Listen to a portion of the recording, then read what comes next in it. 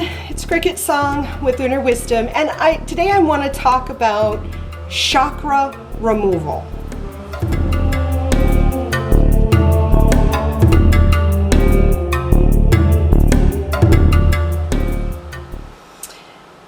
Okay, chakra removal. All right, so I want to start with what is a chakra.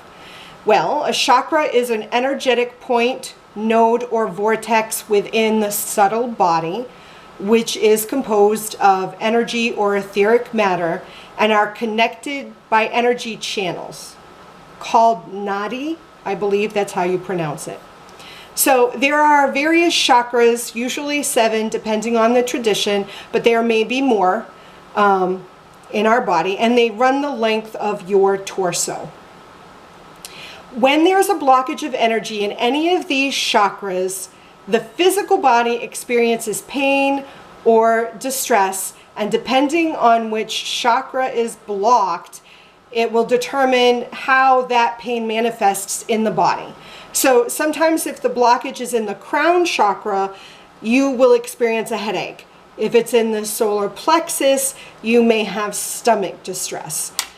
And the ideal condition for overall well-being and health is to have free-flowing energy throughout the body and to have the chakras neither blocked nor overstimulated. We want a balance. So while the concept of chakras were part of traditional esoteric Indian spirituality, many other spiritual paths include the chakras in them, especially like New Age thought incorporates the idea within their teachings and beliefs so that many people understand what is meant when discussing chakras. As a witch, and within my own craft, when I'm centering myself prior to a magical working, siphoning energy from the environment to raise energy for casting spells, or earthing any excess energy after casting, I pull and release through the meridian points that are found in our hands and feet, and I spindle that energy within my solar plexus chakra, which is located mid-torso near our diaphragm, or my diaphragm. And then the solar plexus is believed, or I imagine it as my energy vortex. So it's not a physical organ like my stomach or lungs. It can't be touched with my physical hands, but I can feel it in me and how it relates through energetic exchanges I have with other people. And as a witch, I'm intimately familiar with this because I work with energy in a plethora of ways, right? Just as you would if you're a witch.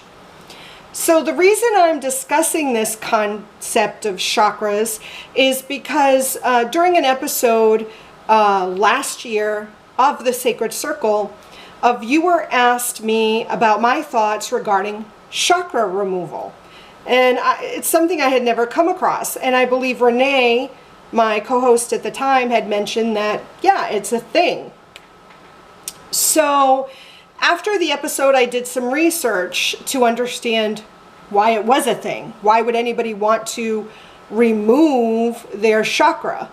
Because it seems like it is a thing in New Age spirituality. And from what I could discern is that there's a general belief that the chakras are not an integral part of the human energy system and should be removed in order to ascend to higher awareness.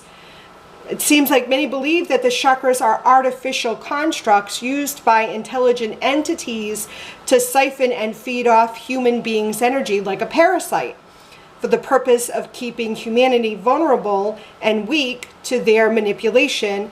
And in order for humanity to energetically reconnect to Mother Earth, the chakras must be removed, allowing for the connection to be maintained. It seems like they believe once the individual undergoes a chakra removal, there's no need for grounding, shielding, or other protection barriers because for the parasites to attach, the chakra is gone. So they have nothing to attach to.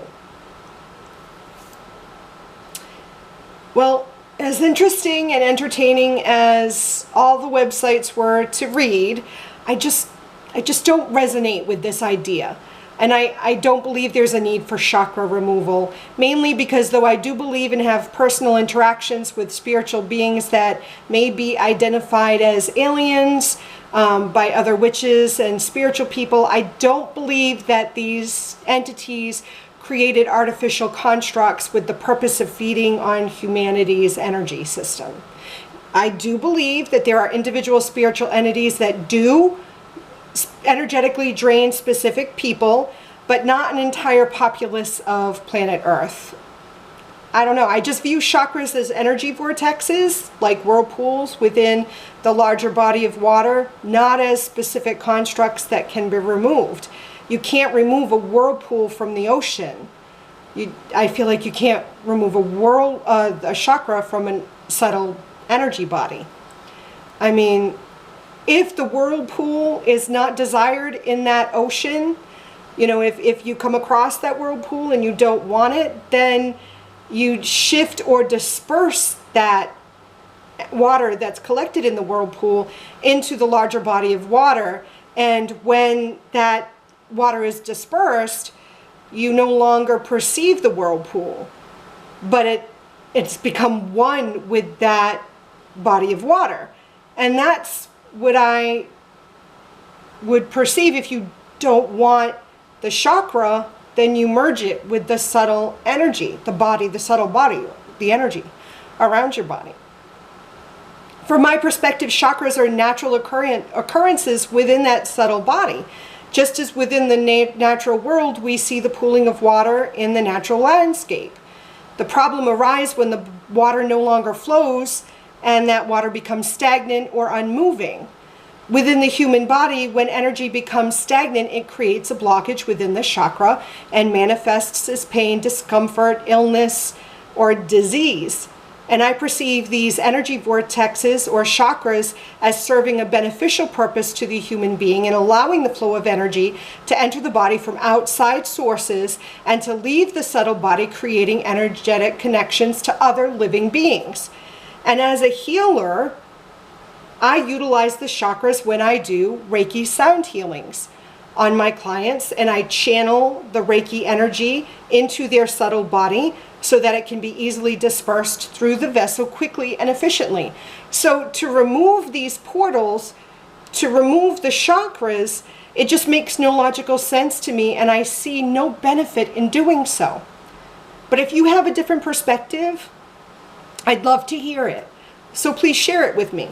I'm open to new thoughts. And as always, I love you. Blessed be.